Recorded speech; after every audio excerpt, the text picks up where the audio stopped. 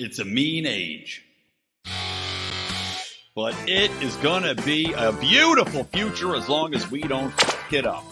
I'm Brian McWilliams, and this is Mean Age Daydream, where I bring you unfiltered comedy, criticism, philosophy, and politics with a Mean Age Daydream.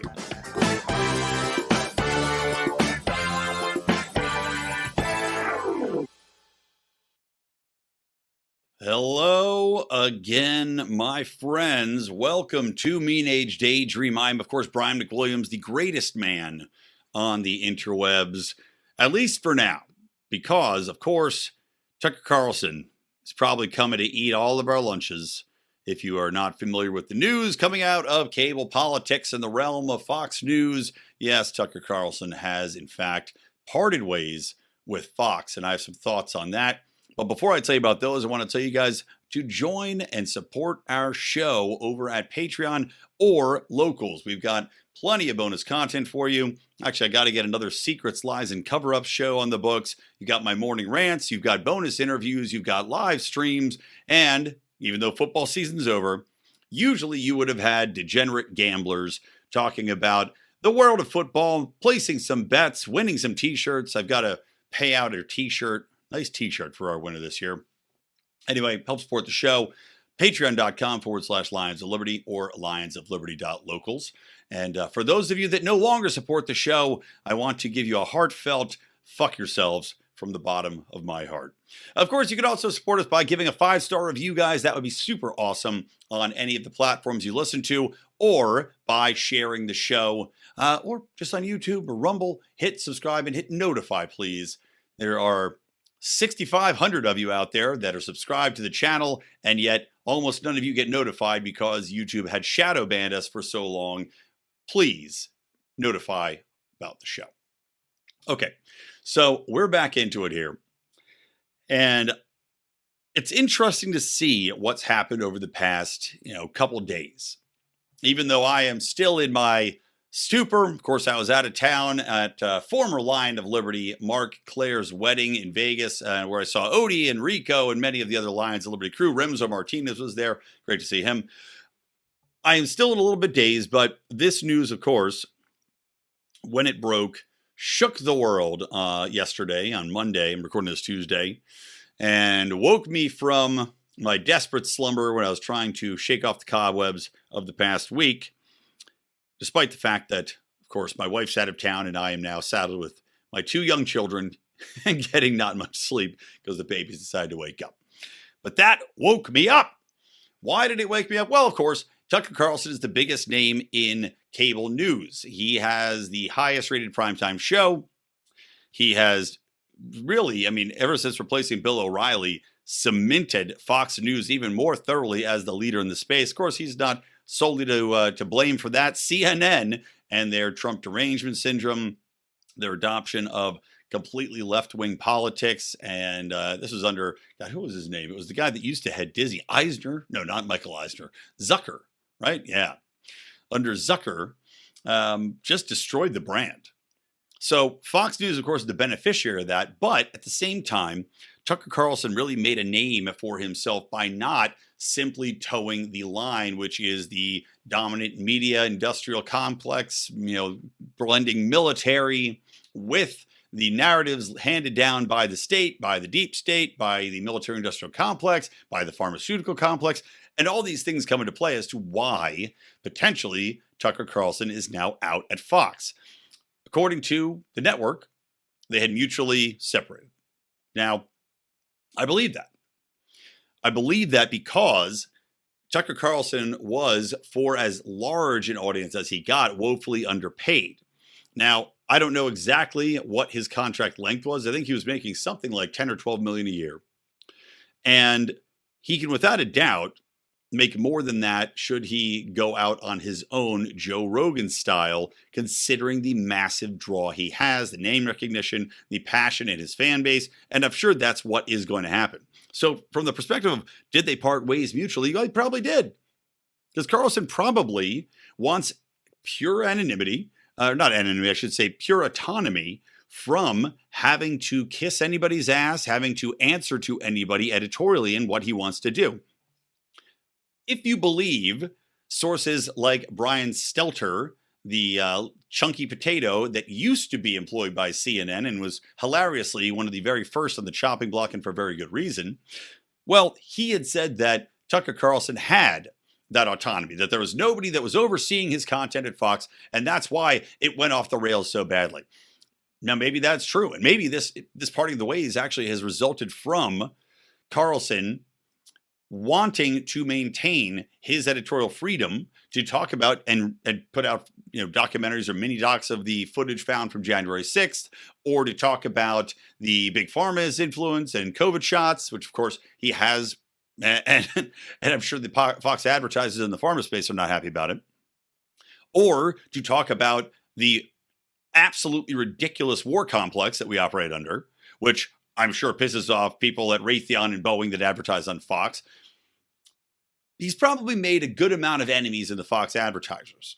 But as you've seen, when you have a show of that magnitude, it doesn't matter. They've had calls for people to boycott Tucker Carlson's show before, and the brands that stupidly followed these idiots on Twitter, that activists that are crying for these boycotts and decided they were going to pull their programming or pull their advertisements, well, there were other companies more than happy to get a little discount bump to fill that space. Because frankly, you have demographics that range from not just the GOP supporters, not just conservatives, not just libertarians or anti-war, but well into the Democrat space. The demographics that Tucker Carlson brought in were a lot of former CNN viewers or MSNBC viewers that decided this is pure bias I'm being fed here, and I'm not going to watch anymore. Those who were turned off by the Russiagate scandal, that were turned off by all of the nonsense with Trump, or all the nonsense about the Proud Boys, or whatever they might be pushing at any given time. Or maybe those that just had noticed the narrative being repeated 4,000 times by all these left-wing networks in unison all the time, showcasing exactly what media government complex we work under, the machine at work. Now, interestingly enough, Matt Taibbi, there we go. I think I got it the third time. I've invited him to come on the show. He has never responded to an email, so I could give two shits if I get his name right at this point. But Taibbi has, with The Racket, which is his new branded newsletter, Substack thing, whatever you want to call it, they have put together a video of MSNBC lying, and well, you can say lying, repetitively endorsing the Hamilton 68 chicanery, which was, as we now know, complete nonsense put together to try to convince us that there was Russian disinformation and bots at work here, which was just an operation of the state. Which is so many other times, these operations of the state are obfuscated through various quote unquote civil or civic organizations. And I can't remember, I was just discussing this on someone else's show very recently, but the number of organizations that team up with government/deep state to give them the aura of authenticity or of legitimacy are always comprised of people that have graduated from those very same deep state universities, like the CIA, like the FBI, which, yes, let's call them what they are. They are universities for government to create people to lie to you. That is what they are there for. That is what they exist for now. We see it plain and simple. I mean, we might as well just call them out for what they are. But they graduate from these universities, or they graduate from working within the government apparatus, and then they go into the private sector, quote unquote private sector, which is also usually nonprofit. They create organizations that solely exist to rubber stamp the evils of government and try to convince the population, well, that this separate organization has said it's okay and we're working hand in hand with them. They're not associated with the government. They're an NGO. They're a nonprofit. They're not-for-profit. They can't be accused of doing something underhanded or not having the good of the people at heart. I mean, these poor people aren't even making money, except they are making tons of money because everybody that works there is getting paid out the ass. Circling back, Tucker Carlson developed his audience because he had a reputation for not towing that line. So it remains to be seen whether or not he was ousted because Fox wanted to rein in more of that autonomy that he possessed, especially in the wake of the Dominion scandal, in which Fox has now lost $800 billion in a decision against Dominion, what do you call them? The ballot machines, saying that they were hacked, saying that they were miscounting ballots and all that good stuff. Of course, there's also the January 6th stuff, in which Rupert Murdoch was being pressured to rein it in from all sides and tell Tucker Carlson he could no longer talk about it. Whether or not that worked is for debate. He did quite a lengthy segment on January 6th on one show and then curtailed it on the next. The question would be there, how much more was there to see that he wasn't permitted to show? So Tucker being out is par for the course. And in my opinion, this is the Tucker Carlson moment in decentralizing from the machine. You also had Dan Bongino leave the space. You also had Don Lemon get fired. Now, Lemon's a different situation. Of course, I would expect Don Lemon to try to create a podcast called Lemon Party, which of course will draw a different type of audience than he is looking for. Or maybe the exact kind of audience he's looking for. Horny old gay men that want to get together at the older, elderly, old, horny gay men. I'm not saying that there's anything wrong with that. That might be an unexplored niche. Perhaps John and I should scrap this show and go after it. It'll lead to a lot less frustration in our lives.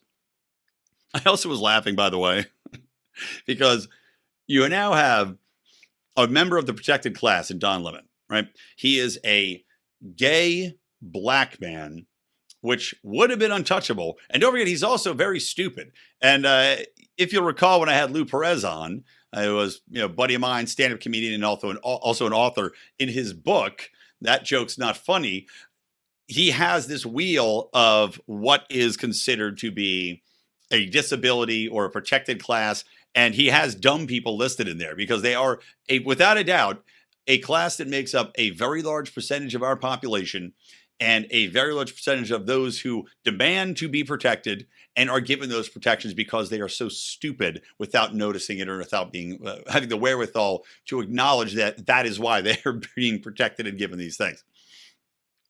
Don Lemon is dumb, gay, and black, and was protected for years for some odd reason, despite absolutely abysmal ratings, despite repetitively putting his foot in his mouth and pissing people off on all sides of the aisle, and now finally has been fired. So if you're Karine Jean-Pierre, who of course was hired because she is black and a lesbian, and apparently also very fucking stupid, possibly one of the stupidest people I've ever seen in my life, well, you got to be looking around like, fuck. Like I am in for it. Apparently, my shield has dropped. Apparently, the defenses on the Death Star have been penetrated, and there is a fate or Foson torpedo, or I don't even know what you call them in Star Wars versus Star Trek. But she should be worried. Now, you're seeing Bongino not being able to come to terms with Fox because, frankly, there's way too much money to be made going after one's population, going after one's audience with your own show when you've achieved that level of notoriety. Tucker knows this. Again, this is why I think he's left. But this is a wonderful thing for displacing the stranglehold that the machine has us. When you have these massive personalities that are escaping the gravitational pull of this government, corporate media, narrative sphere, which they keep such a tight grasp on, you have basically led down the path to what we had all envisioned when the internet kind of came out. Before you had all this censorship be exposed, before you had all of these different decentralized options kind of be recoagulated again under some of these big corporate branches, which is what happened, by the way.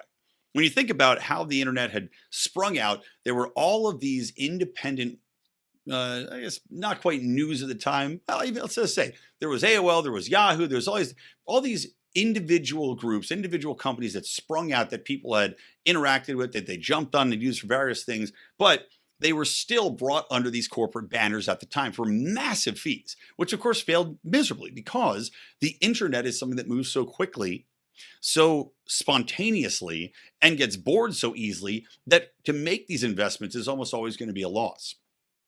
Now, that's a good thing for us because that means that these giant corporations, which we know are in bed with government, are scared from trying to make these big moves to crush and suck up their competition in order to control them and make profits off them in their own way.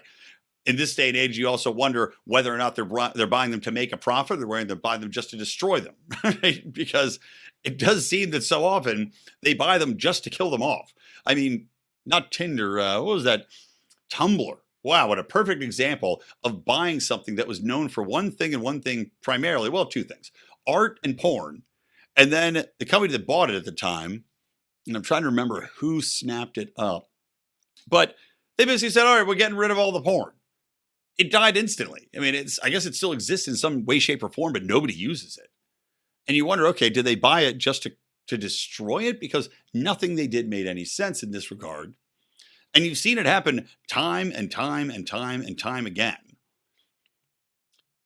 Point being, the appetite shouldn't be there to gobble these things up anymore and try to bring them under the corporate umbrella, nor should the appetite be there to be bought if you are a Tucker Carlson, if you're a Bongino. Joe Rogan, he had his own, own autonomy, I guess, on YouTube in a way. YouTube can still censor the shit out of you, as we know very well. But he still has his show run his way under Spotify, got paid out the ass. Now, if that breaks down, Rogan can go do his own thing very easily. But it's still decentralized from a mainstream corporate environment. Rogan is not part of the NBC lineup. He doesn't have a talk show that replaced Jay Leno, for example. He doesn't have a talk show that replaces some news anchor. He didn't replace Brian Williams when Brian Williams was disgraced. He has his own decentralized platform, which is editorially unique. This is the future. And the reason I think this is the future is because everything that's coming up now is personalities that are developing their voice on the decentralized platform. You're not really seeing in any meaningful way these corporate cable giants creating personalities like they used to. The odds that you're going to have somebody come up within that structure, and look, Megyn Kelly also spun her thing off. Maybe she'll go back, maybe she won't. But unlike the corporate Disney machine, which can generate these pop stars out of nothing constantly and groom them up into becoming future stars that'll then dress really, really slutty like a Miley Cyrus or an Ariana Grande or any of the other ones that have gone off the deep end. Well, the ability for the corporate machine to do that doesn't seem to exist anymore. I mean, if you think about it, I couldn't name a single person that's some up-and-coming star outside of Tucker Carlson. And Tucker Carlson had been a commentator, I guess, made his way and kind of switched from network to network to network. But that was also during the heyday of networks. When he was on, I think he was like on MSNBC at one point, right? On CNN. And he had a notoriety in multiple audiences when those had a captivated audience, which was not off watching Rogan or off watching me talk about whatever. This is back when people watched CNN at airports. Now, the audience is so diversified, it's so splintered that to try to create a media personality like that is going to be nigh impossible. I mean, Don Lemon might be the poster child for this. Talk about Tucker being the poster boy for success. Don Lemon might be the poster boy for failure in this regard because they tried their best to make him into the Tucker Carlson for CNN. And it failed miserably. Anderson Cooper used to be the big dog, right? Anderson Cooper is barely a shit now. He's barely a fart in the wind, except to a very small number of people. So I don't think they can groom up anybody to replace a Tucker Carlson and Fox News. I don't think CNN can replace a Don Lemon. They would have to look outward and try to bring in a popular personality from somewhere else to replace these people. But there's no incentive to do that if you're already outside the machine. Because all that's going to happen is you're going to be told what to say, how often to repeat it, ad nauseum. You're going to be editorially controlled and strangled. And then, after all that, they still might tell you to fuck off because you didn't quite do it well enough. Or, as we're seeing, they want to try to pop somebody else into the machine, into the gristmill, and try to put them up because you're just not hacking it. And frankly, it might not even be your fault because, like I just said, it's not possible anymore to create these personalities. It's like Saturday Night Live. Nobody coming out of Saturday Night Live is famous anymore either. Why? Because people don't watch Saturday Night Live religiously anymore. Because they're sick of being propagandized by Saturday Night Live. Because they know what they're being fed and it doesn't work. So Saturday Night Live is desperate to pull people in from the internet. But they don't have the incentive. The Tucker Carlson moment is, in my opinion, going to be one of the great death knells for corporate media moving forward. Now, corporate media, of course, is propped up by the largest money backers in the world: big pharma, military industrial complex, government. But at some point, just like we saw with Anheuser-Busch, which I'm going to talk about momentarily, when you have corporate interests and pharma interests and whatever else interest going up against audiences who simply don't want to watch that product anymore or are sick of being propagandized by that product, it's not going to work. You're going to collapse. You're going to lose money. And that's what we're going to see happen. You're going to see, I would say, you're going to see another major network fold within the next 2 years. I don't know if it's going to be Fox, but I could definitely see CNN folding if they don't completely reverse course. And even then, I don't know if it's going to work. CNN's bleeding money, absolutely bleeding money. NBC and their new Peacock streaming service is losing something like $1 billion a month. They can't compete in the diversified marketplace. The free market of ideas is actually winning out here. Tucker Carlson is a perfect example of that.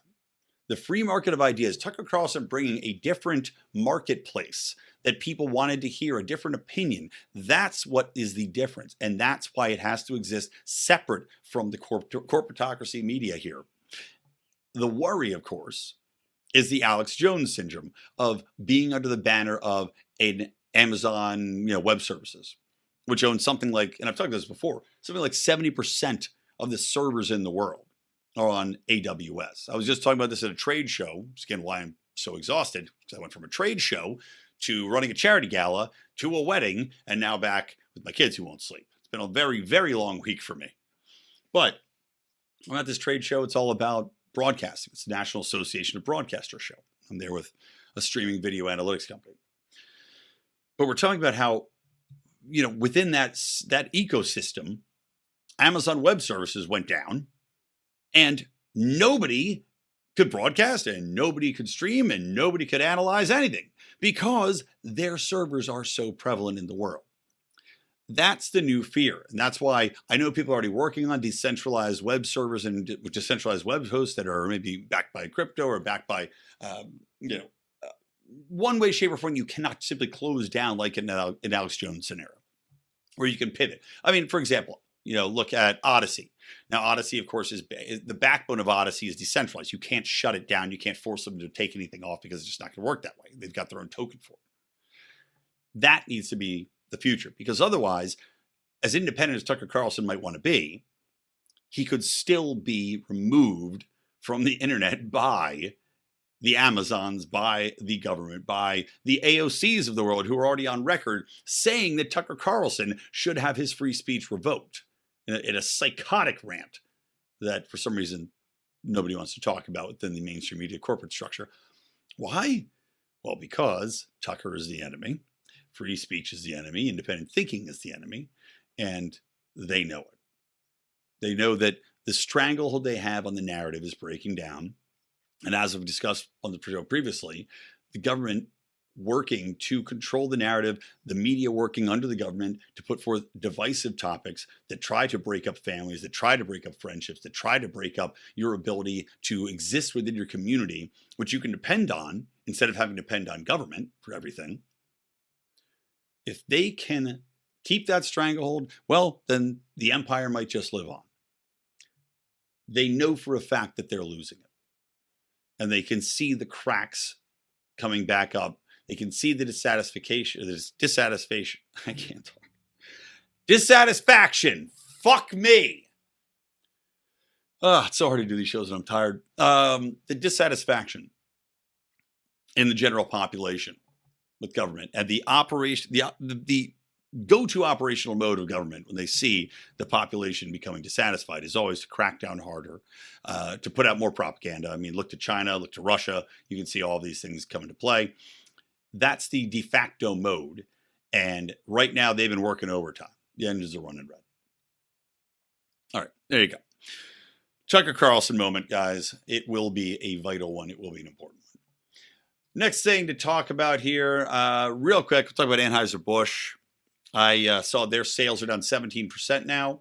I had called this. I told you that they were going to have repercussions beyond simply losing the 5% market cap. Now, some people bought back in the marketplace there. Some of the brokers, they saw the dip and they said, okay, this is still going to be a strong stock. I'll buy it internationally. Well, they may or may not pay off on that. In the long term, it might. Anheuser-Busch has been along long enough. They'll probably right the ship. But the question is how long it's going to take and how arduous a process that's going to be.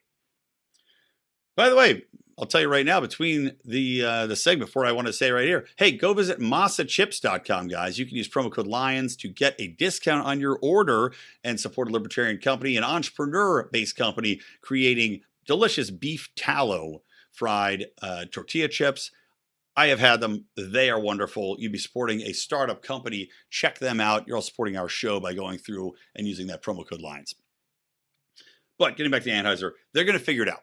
Now, they fired, well, I can say fired. They had a take of leave for two of the people responsible for the Dylan Mulvaney flap. The lead gal who was out there, of course, crapping all over Bud Light, saying that they were a brand that needed to be resuscitated. And somehow, the funniest thing is this broad talking about how the brand had been in decline when it was the biggest brand on the East Coast. Like Yuengling was coming and trying to eat its lunch, but for a long time, Bud Light was the biggest brand along the East Coast, at least. I know that for a fact. So it wasn't in decline. But crapping all over the drinkers of Bud Light on a podcast and saying that they were out of touch, their fratty humor, yada, yada. Just insulting things. And that the de facto answer for how to revitalize the brand was to be inclusivity, which is what stupid people say. That's a Karine Jean-Pierre answer for what the answer to revitalizing a brand is. It is never going to be inclusivity because, number one, inclusivity means that you're going to have a million different forms of outreach, none of which are necessarily going to be overlapping in a coherent way with each other and invite this type of reaction. But also, simply saying we're going to be everything for everybody has never been, ever, a good idea in branding and marketing. Not once. You need to create one concept, or at most two concepts, that let people know what you're about, what your proposition is for, and saying we're all things to all people. And then creating mini campaigns for all those things is not going to be effective in the long run or even in the short run. And it's going to be very expensive, as we're seeing. But anyway, these two people are on leave. The gal who headed up the VP of Bud Light marketing, and then also somebody who oversaw the marketing for major branding in the company. They're out. Shocked if they return. Bud Light creates a very patronizing commercial full of patriotic imagery and, hey, we like this country and blah, blah, blah. The CEO puts out a truly terrible, as I talked about with Brian Nichols' last show, a truly terrible apology / non-apology. Nothing in it was apologetic, which of course just came across as a bigger insult to the main audience. And now we're seeing that Bud Light is down 17% in sales. Now, I think it's going to be worse than that. Again, you're seeing the distributors freak out. Distributors are apparently meeting with Bud Light executives this week to figure out what the fuck they're going to do about this situation because no one's buying Bud Light. So that 17% drop is probably going to be more like a 25% drop in sales and maybe even greater. So it's up to this company now to figure out how far they can push the ESG and if they're over it. Just like Vanguard said, we're over this ESG bullshit. It certainly seems like Bud Light might want to take a step back right now as a Bush and say, this ain't worth it. And I'd argue that it was going to come to a head when it comes to ESG, where it simply is not going to be palatable anymore. It doesn't matter if they say you're not inclusive enough. It doesn't matter if they lower your HRC score, because if you don't have money to pay your dividends and your stock is in free fall and no one's buying your beer, well, it doesn't really fucking matter how inclusive you are because you don't have a company anymore. And the stakeholders that are involved in that and the executives who are going to all be fired are aware of that. So this, again, like the Tucker Carlson moment, the Bud Light moment may just be a great straw that broke the camel's back in this movement, or at least sets it back quite a bit. Oh, a couple more things to talk about, then I'm going to wrap it up here. I was actually in a quite a long back and forth talking about trans with some trans activists because I had seen a post about a bill in Missouri that people were claiming basically inhibited the ability of adults to transition, their ability to get drugs. And I said, I've never heard of anything like that. It's all, these bills are supposedly protecting children.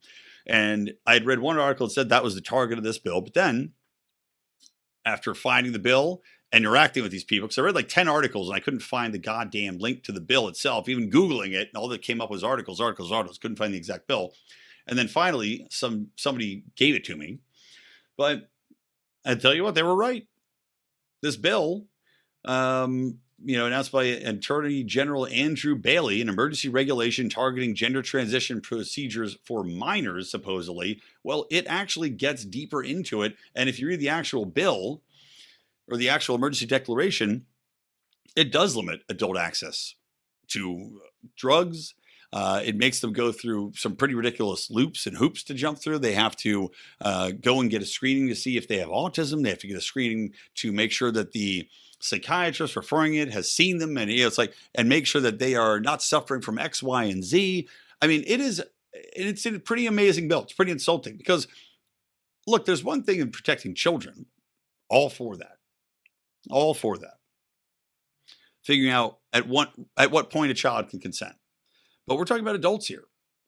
We're talking about functional adults. And even if an adult has autism, I'm sorry, that person, he or she is still an adult with autism. And to say that they're not allowed to transition, they're not allowed to experiment or do whatever they want with their own body because they happen to have autism, well, that's fucking ridiculous.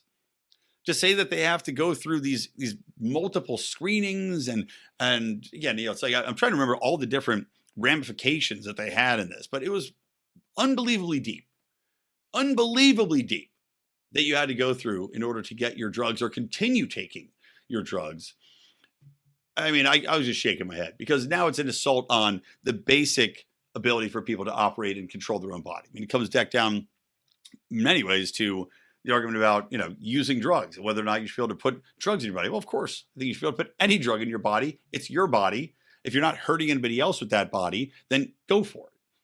And this is a scenario wherein you're talking about people trying to adjust the look of their body, their hormonal makeup of their body. And as an adult, you should be able to do that as many times as you want.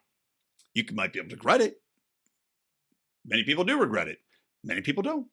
But to say that under the auspices of a bill protecting children from gender-altering care, that they wedge in all of these different limitations and frankly outright blockades to adults, I mean, that's just Trojan horse shit.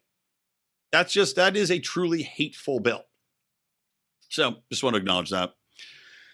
And last thing, I don't know if you guys have heard about this LA City Councilwoman, but I'm going to play you this imbecilic woman. She is the idiot of the week. I keep forgetting to put I have a wonderful little song that Toad from Tower Gang made, and I keep forgetting to put it to a video so I can play it in the context of this StreamYard, this video feed. But this came from Councilwoman Neetha Raymond, and she is on record blaming Toyota because Priuses get their catalytic converters stolen. And apparently it's just too easy to get to them, which is insane, by the way. It's not like you can reach under it and just pop it off with a flick of your finger.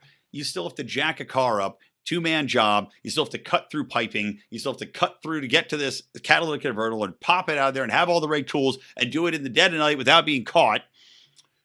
This fucking dumbass bitch showcases the mentality we have from these leftist lawmakers, especially in cities like Los Angeles or Chicago or San Francisco, where I just told you, literally a catalytic converter was just stolen from my brother-in-law's car a couple weeks ago. But remember, it was the car's fault for not making it more difficult to access. And apparently car manufacturers should think about that when they're designing cars, right? Because that's the top of your list. When you're trying to make a fucking car that's functional, roadworthy, affordable, is to figure out where to put a catalytic converter so nobody can steal it. Anyway, Let me play this for you, and that'll be it. And I do apologize that I'm not quite, like I said, not quite all there today. I'm just too exhausted. Okay, here we go. Let me mute my mic. Instead of responding to it with work, with urgency, with focus on actually addressing the issue, we say, oh, we'll just ban it. We'll just ban it, and that'll be the end of it. Instead of actually thinking about what is going to address this issue in a very real way. In this case, I think one of the things that really infuriates me is that we have a company, Toyota, who makes the Prius, that essentially has a device on their cars, which is super easy to remove. It's basically the value of a MacBook, right? That is put in a place that is incredibly easy to access in your car. And then the thefts related to this issue have essentially all of the costs of that are given to us to bear instead of them having to manufacture a car that actually is not so easy to be stolen. It's up to us to make a car that's not so easy to be stolen. Hey, what is this bitch talking about? I mean, can you imagine going out there and thinking that somehow this is the trump card you're playing? Instead of talking about any of the other reasons that these thefts happen, instead of talking about any of the other concepts or ideas that might lead to a reduction in this. I mean, look, the other bills aren't perfect, right? The bill that's talking about punishing the ownership of a catalytic converter if you're not a dealership or one that doesn't have a stamp on it. That's what the other bills are proposing. But at least they go and try to punish the criminals. This chick, who naturally is going after the people that are her people, right? The minority communities, the people that are the downtrodden, the lower class, right? That are, yes, also the people that are doing the thefts. I mean, if we're being perfectly honest, Johnny Middle Class in San Francisco isn't going to be doing the theft. Johnny Middle Class didn't take my brother-in-law's catalytic converter just recently. But it's just so ridiculous that she can't even comprehend that, yeah, you might want to punish the criminals, because that might lead to an uncomfortable conversation about who the criminals are in her district. Now, this kind of reminds me a little bit of Bill Maher. Like, Bill Maher has actually seemed to have gone out of his way to touch the third rails now. He's been doing it with COVID. He now, the last time he had his last show, which actually I did a Good Morning Fuckhead rant on, which is over at our Patreon or the locals community, touched on the fact that most of the violence being done in America is black on black violence by young black men. Now, that's something that you're not allowed to say out in the open, right? A black Harvard professor was literally censored by his organization, literally called a hate monger and a bigot, and all of a sudden made to retract a paper that showcased not only that a lot of this violence happened between black communities, but also that the police weren't shooting any black people out of the ordinary. You know, there wasn't a higher level of police shootings that were killing black people versus white people. He was made to retract all this. I mean, Bill Maher saying in this skit this clip that ran on his last show, where are the black celebrities standing up to say, hey, this is an issue? And not since Bill Cosby got in trouble for drugging pudding pops, we haven't had anybody stand up for it. That's just a stone cold fact. And what's funny to me is, she's talking about how, these carburetors, these catalytic converters are so easy to get to, as if Toyota just was lazy in their design, right? And as if it's so easy to go back and redesign the Prius to make it deeper in there, as if that wouldn't cost them millions of dollars and call for a complete retrofitting of how everything is done. And look, lady, if this was a trans person, then yeah, you could argue that maybe they should be able to reconfigure their innards without any issue. But we're talking about a car that has been developed for a specific purpose at a specific price point that runs a specific way. And I would argue that human beings are very similar, and we probably shouldn't fuck with them either. But you know what? If one should be able to conversely change their innards around as is your wishings, then isn't it the right of the Toyota Prius to say that they reject the hormones and allow their pipes to be accessible to all people? I'm making a little bit of a ridiculous comparison here, but this argument's so ridiculous that I feel like I have to. It's so absolutely fucking stupid, so beating around the bush of any major issue and blaming a car manufacturer because a part got stolen. And it's not like just Priuses get these parts stolen. It's every car. Some are easier than other ones, but still, it's difficult to do. It's not like you can walk up and flick it off with your thumbnail. It takes a jack, it takes a cutter, it takes two-man job, it takes people to be on watch because clearly you're not supposed to be doing it. I mean, it's unbelievably stupid. But that's where we are right now. That's where we are. You're not allowed to honestly discuss an issue because should you honestly discuss that issue, well, you'll lose your constituents and you'll be called a blamer, a victim blamer, because these people are victims of society, even though they're taking advantage of the people that own these cars to rob them, to rip them off, and to sell them. But remember, it's the car's fault, not the people. It's just so stupid. All right.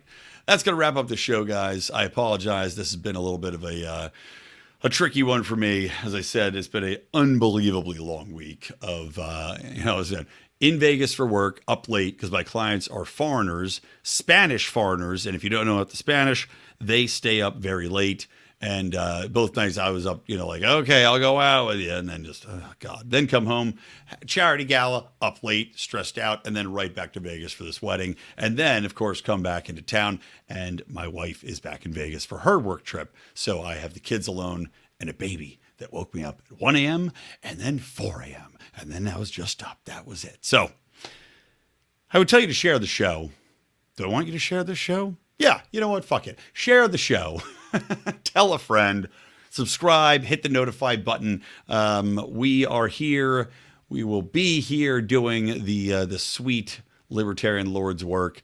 And I will be refocusing. There's so much of this breaking news right now. It's a little bit tricky to do it, but I promise you I am refocusing, and the next couple episodes will in fact tackle the freedom futurism that I am working on. They will tackle painting a picture of a brighter future, what we can promise people, a little bit of a sci-fi fantasy aspect to that, of what can be possible with the philosophy that we and I talk about here. So thank you for listening. I am Brian McWilliams. This has been Mean Age Daydream on the Lions of Liberty Network. Keep those electric eyes, those tired electric eyes on me, babe, and keep that ray gun to my head. See you next time.